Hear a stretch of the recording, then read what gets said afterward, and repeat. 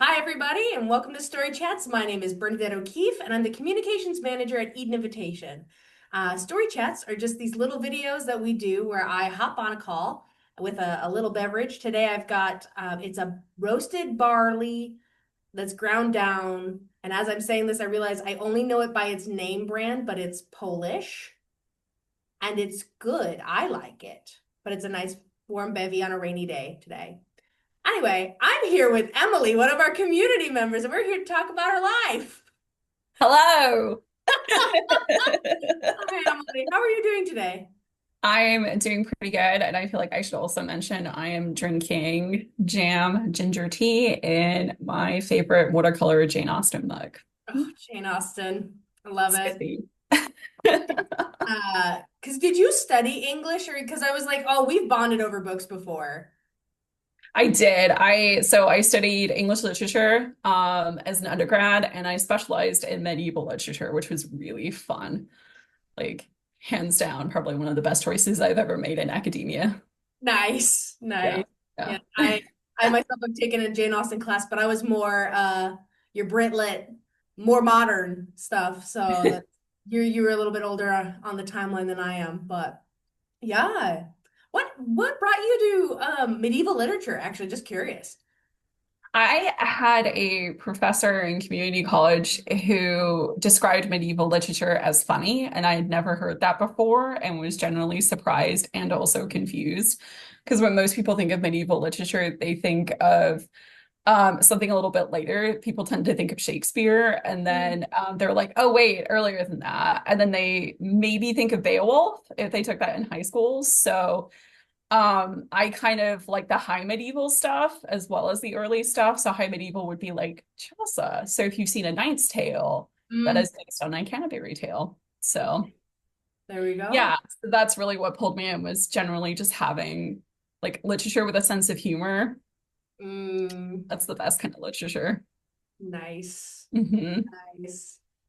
Cool. What's one of do you read a lot in that genre still now that you're out of school or Okay, nobody has asked me that recently, and that's a really good question. So the honest to God, 100% truth is no. I'm going through like a pretty heavy like light romance, sci-fi, contemporary books phase right now because I feel like that's what I missed out on when I was studying the earlier stuff was I didn't really have time to enjoy the contemporary stuff. So every time something new comes through the library, I'm like, yes, hit me up. nice?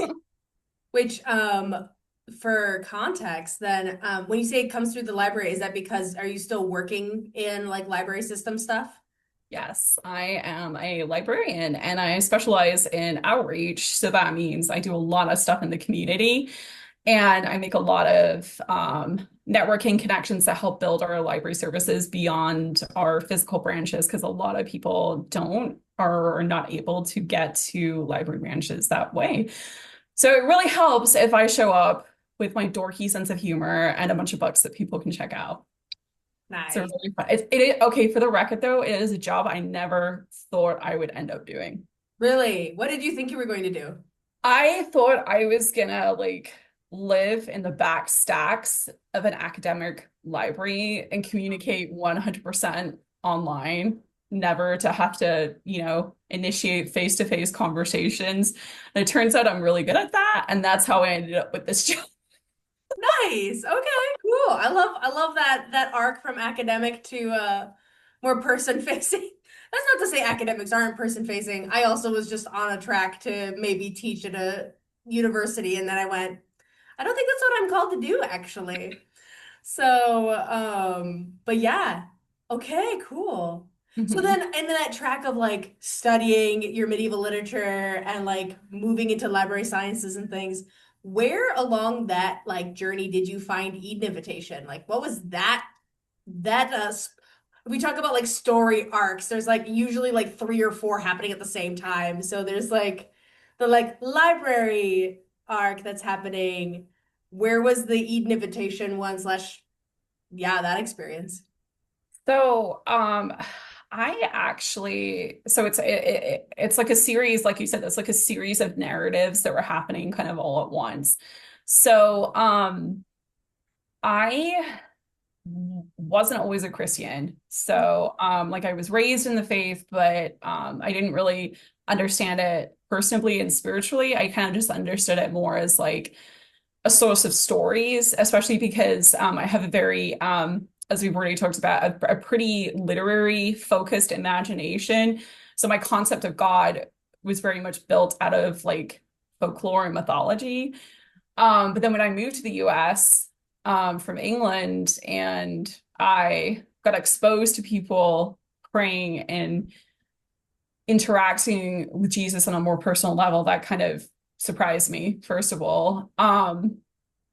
So a lot of my early experiences of trying to balance faith with sexuality was kind of rooted in this very, well, I can talk to Jesus about it, but that's about as far as it goes, right? And I couldn't really at that time talk to other people about it because nobody else was talking about it either. So it was kind of like one of those things where it's like we're all suffering in silence, which is not very healthy. And then a few years into me getting into my degree, I see this is very librarian like, but books have this wonderful way of making you self-reflect. I really firmly believe that's why Jesus likes to communicate with us through story. There's something about stories, and then you sort of start to turn inward and you start reflecting. So it's through stories that I kind of realized, okay, I'm not really dealing with some of the deeper stuff that's at work here.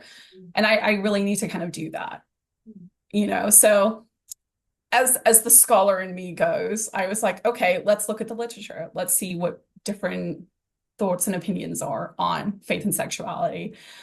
And I really like stability and consistency, and that's just not something I was seeing. So I ended up, once I did find like consistent sources of theology, especially theology that looks at sexuality and especially sexuality in women, I made the choice to convert to the Catholic Church, which happened in 2015. And after that, a couple of years later, I was like, well, you know, I've really made this radical choice because I needed to find a way to practice my faith that was rooted in Christ, but also consistent with my sexuality. But now I need to find a way to talk about it. Mm. And so I started literally just Googling like Christianity and sexuality and Mhm. Christianity and like gay Christians, queer Christians, like Yep. whatever. Google it all, and then you just get the whatever the internet, the literally the net just drags in. Yeah, Sometimes good exactly. things. Sometimes it's confusing. Yes. Yeah, yes. And especially like again, there's something about the internet, I think between like 2015 and 2020 where it was just very, I feel like it's where you could get really specific with terminology and you would get stuff that you needed. But again, it wasn't always the best that you could come across. I got really lucky though. One of the first search results that came up was I think it was Shannon's YouTube video where she was talking about her experience with faith and sexuality. And I was like, finally. And it resonated with me because she was being honest and authentic. And I kept finding narratives that kept talking about how like, oh, it's okay, like, oh, celibacy for life is wonderful, or I can just fake it till I make it. And I'm like, that's not, to me, that was for me, that wasn't the healthiest expression of being a fully integrated human who has these experiences of sexuality, but also has a great love for Jesus. Like there has to be kind of like a way to kind of be both and, right? Mm. Um, and so finding that video of Shannon was really healing for me. And I think that was in a 2018. Yeah. And I I think I messaged Eden invitation like within the hour or maybe like the next Wow. day. Like it was I was like, nope, not even gonna wait for like my heart to be like, shouldn't I? Nope, I need this. And then I I just went from there. Nice. So you've been involved with Eden Invitation since then? Like, is that about when you did your story called 2018, thereabouts? Oh, wow. I Okay. know, right? Like, and I've been so like quietly in an invitation for such a long time that sometimes I do like occasionally vainly like to be like, Meg job. I've been in EI since 2018. I'm one of the OGs. Exactly. Yeah. Yeah, because Hilarious. at the time of recording, Eden Invitation just turned 9. So you've been here for 8 years. Oh, wow. Sorry to do the math. That felt great. Girl, you've been here. Hilarious. Hilarious. Yeah. Oh gosh. Yeah. Like, I mean, that's a long time. Yeah, it's been a long time. So, like, what are some of the different ways that you've like eased your way? You said you've been kind of quiet, but I also know that you're a volunteer. So, like, there's like ways that you have grown with Eden Invitation. Like, Yeah, for you sure, want for to sure. just share like what your journey or what your experience within Eden Invitation has been like then? I think really it's like layers of community that I think have been at work in my heart. So when I initially joined EI, I was experiencing what we all fondly like to call the longing. Um, but I was experiencing a profound sense of loneliness, and that is something that I think is part of my spiritual experience. Like, and it comes back in different ways, not always to do with identity and sexuality. Sometimes it's just to do with what I'm dealing with in that moment. But at that time, I just remember thinking like, why is this part of the story that Jesus has given me, but then he's also not giving me people I can share in this. So, again, coming across Shannon's video, I was just like, somebody else. Now, I was really brave and like reaching out, but I was a lot more fearful when it came to doing the initial like video call. And I even remember being like, do I really have to be on video? And Mm. I think the Holy Spirit kind of worked in a weird way that day because I legitimately had a weird tech issue that made it so that Shannon had to call me. Okay, so you were a phone call. So it was a phone call. Yeah, Yeah. okay. I was able to chat with her, and I feel like it's also worth mentioning because sometimes people think that like your experience of sexuality can only go one way. I will tell you that the struggles and experiences I've had of integrating myself and my identity with my faith has literally been the complete opposite to how I thought it would turn out. And part of that is me sort of being so focused on the fact that I had attraction to women that I missed that I already had an attraction to men. And so for a really long time, I was like, okay, well, this is it. Like this is Hmm. this is going to be my experience. It's going to be lifelong celibacy. Like that's going to be really hard. Hopefully I can deal with that. Hopefully I don't get lonely down the line when I'm 95 with my knitting needles. Um, and then part of getting involved in an eater invitation and talking to people about the reality of your heart being so vulnerable and so exposed, not just in what you see in society and in culture and in the news, but also what you experience day to day, like that loneliness and longing. And so being able to connect with people in the book club, which I think was my first like virtual face-to-face interaction, and then following it up with retreat was each time was a step in connection and a step in being more of myself and being more comfortable with myself. And this is not everybody's experience, but for me, I have a very consistently annoying habit of ignoring myself when I'm trying to deal with a particular problem. So like I ignore other problems. And because of that, I missed Jesus being like, well, Emily, you're making a judgment about your own story. Your actual experience of sexuality is this, is that for you, like you are attracted to both men and women. Hmm. It's different. It will manifest differently for you. And part of realizing that was having that connection with people who share a same-sex attracted experience, being allowed to share in that experience, being allowed to or rather to have the opportunity to feel safe. But then because of that, it gave me permission to just kind of breathe and slow my mind down, which likes to overthink everything. Mm, And that allowed me to kind of be like, oh, this is actually my experience of sexuality. This is how it relates to my faith. And in some ways that was even more terrifying because I was like, oh, I lied to myself again. oh, And yeah. I wasn't honest with myself. And again, there's something about connecting with other people in safety that sort of gives you a subconscious permission to be like, okay, Jesus, I can open this door now. Like you can Mm-hmm. come into this and you can come into my heart and let's see what happens. Mm-hmm. So, Yeah, thank you so much for sharing all that. And just like, yeah, the fact that we are dynamic people.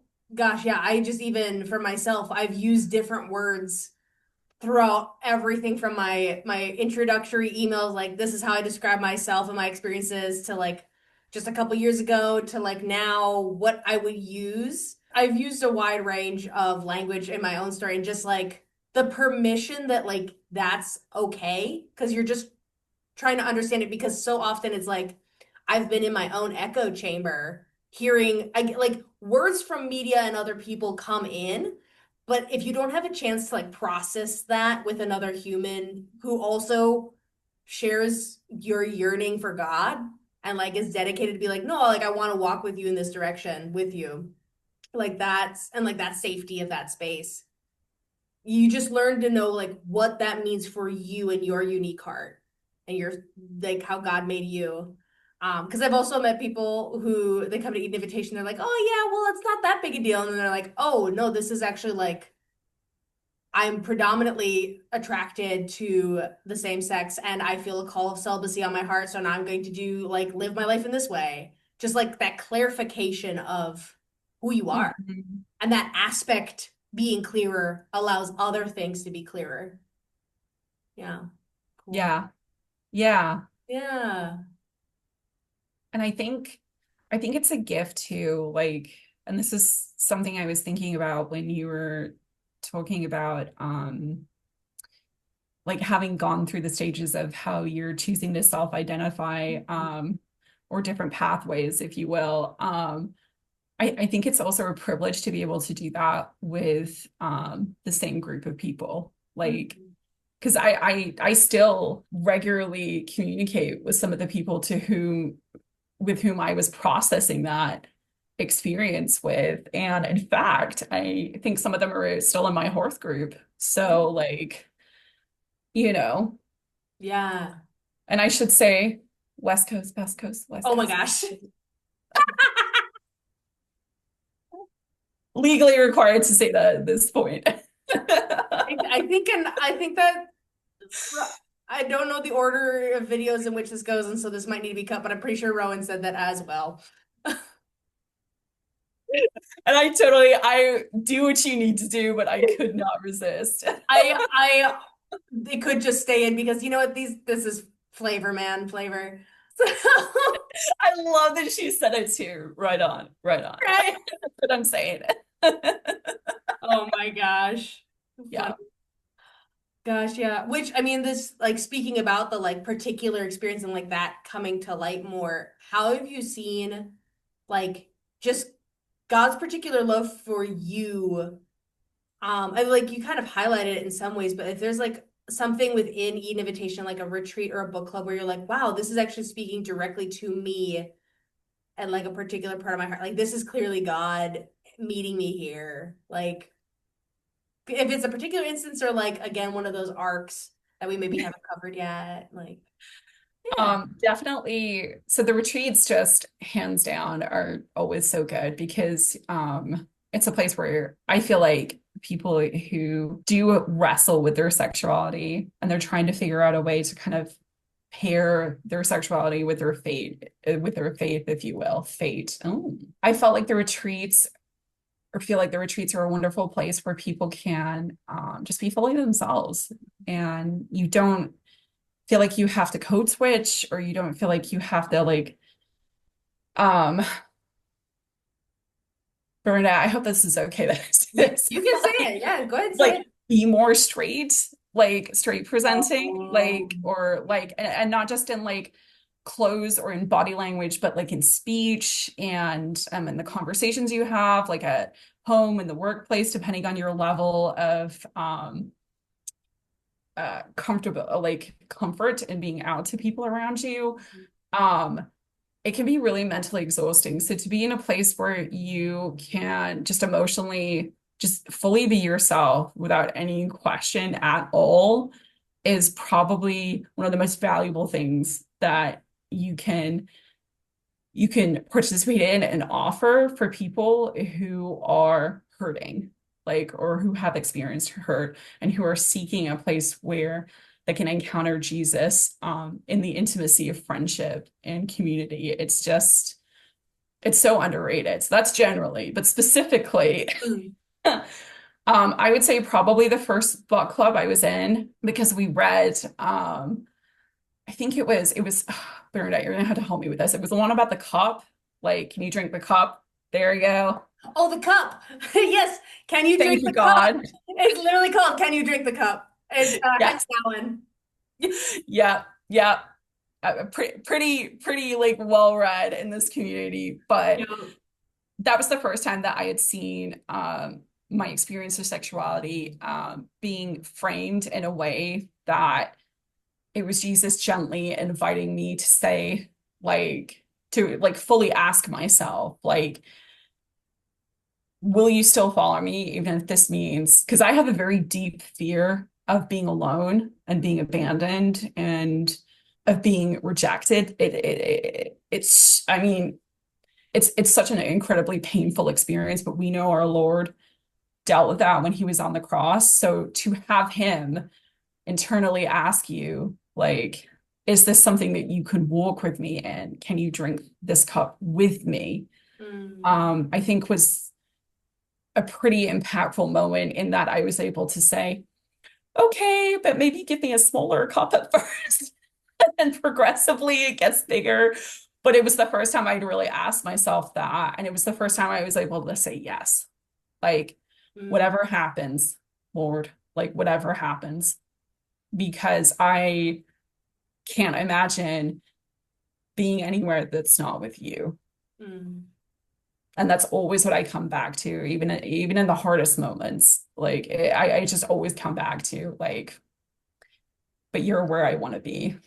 mm, And it helps a lot when other people are also on that journey with you. Mhm. mm.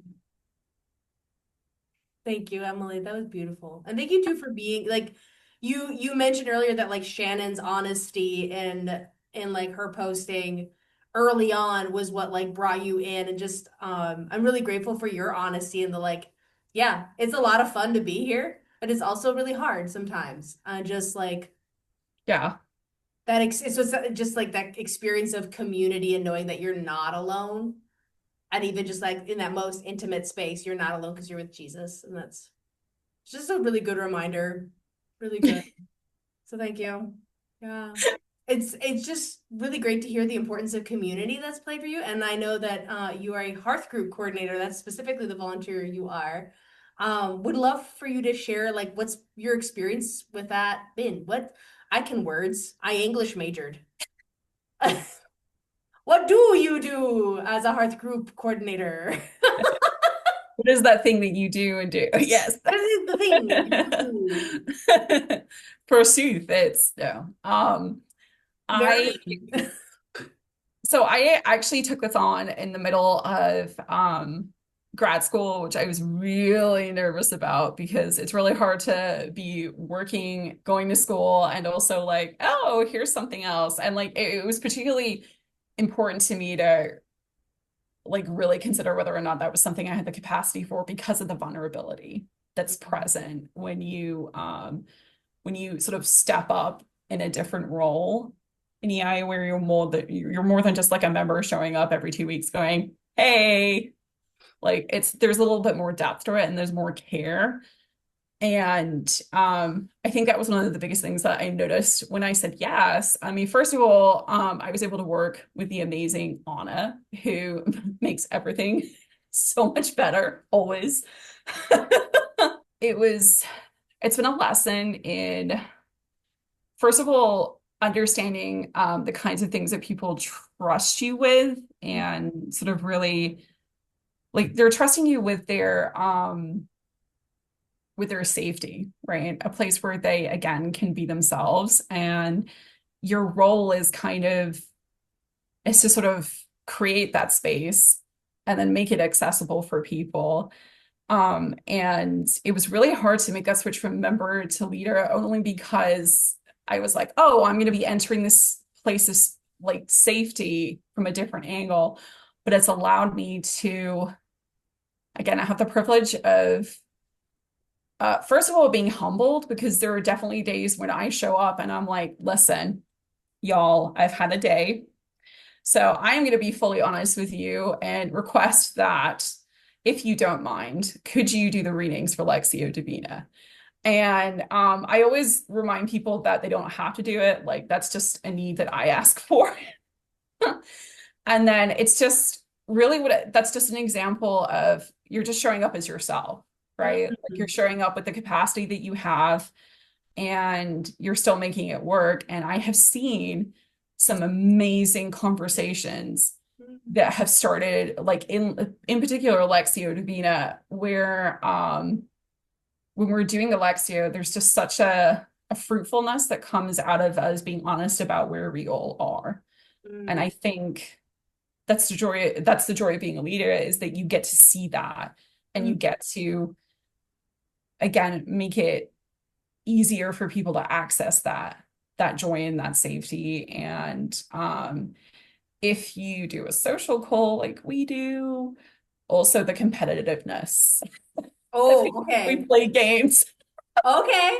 Which I should pause for context. So as Emily, as you said, West Coast Hearth. Hmm. You guys are a regional Hearth group, so you usually meet online and then like every once in a while in person for like a community weekend.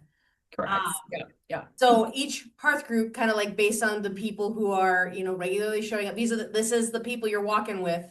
You can discern together like what's a good like so there's always some kind of social sharing, some kind of like, hey, like how's your life kind of thing, like check in, but it's not like a support group check in. It's just like a how's your life? Um and then prayer. So those are the three like key things that hearth groups do. What exactly that looks like will look a little different, but especially if you're like online or in person. So now if you're online hearth group, what games are you playing? Cortic. Thank you, Discord. Or wait, say that again, Quartic? Gartic. So it's like so it's spelled Gartic if Okay. my accent is getting you.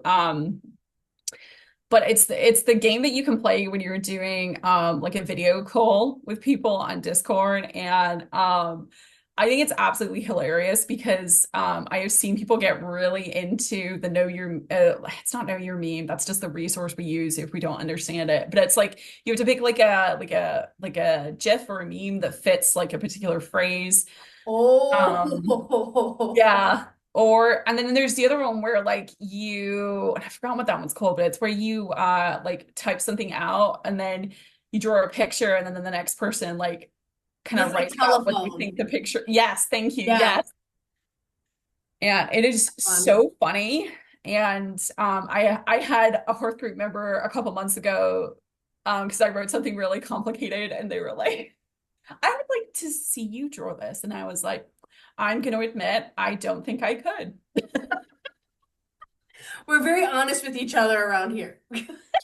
So yeah, yeah. So it's like moments like that where like you can really just kind of share what's going on in your life. And it's really again it's a space for sharing it. It's a space for support. And chances are we're probably praying for each other.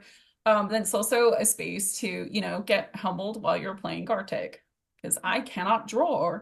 And I go the minimalist route and I like to use circles and rectangles. And that's how I get through it. I use a lot of triangles myself.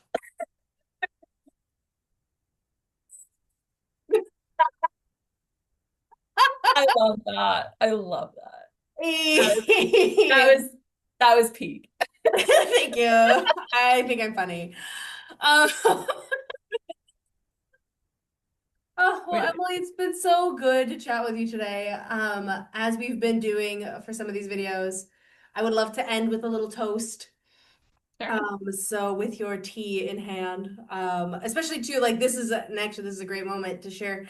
This is a EI tradition that comes from the book "Can You Drink the Cup" by Henry Nouwen, and because the basis of the book is meditating on the cup of like the cup of in the garden where Jesus like looks in the cup and he's like receiving everything that the Father has given him, and he's able to hold it up, and he's able to receive it. So that moment or like the read the book, he explains it better than I do. But the idea of being able to see everything in our lives and to hold it up before other people and then to receive our life as our own um, is a great practice. And so toast is a celebratory way of doing that. So I would love to toast you, Emily. Cheers to you for just your joy and your honesty, your frankness in seeing your story, seeking to see your story as it is, and uncovering new things as the Lord walks you through it. Cheers. Thank you for that. Cheers. Well, and maybe I should say, like, your willingness to step into the role that you have, Bernadette, and give us a chance to share our stories. Oh, thank I think you. that's really wonderful. So thank you for that.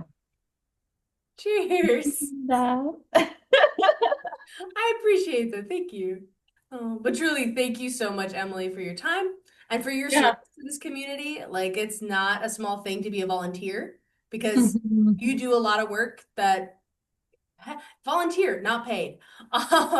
And truly, like we have a very small staff, and it would not be possible without our trained volunteers who yeah, just keep this thing running in the day to day and walk with people that we welcome in.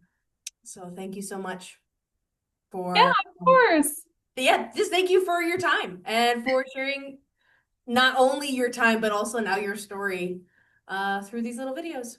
All right, well, toasts rambled on, but here we are, and it's time to go about the rest of our lives and the rest of our stories. Emily, again, it was so great to have you, and I look forward to seeing you in the future. See you Cheers. around, Bernadette. Bye. Bye. Woo! That's so funny. Bye.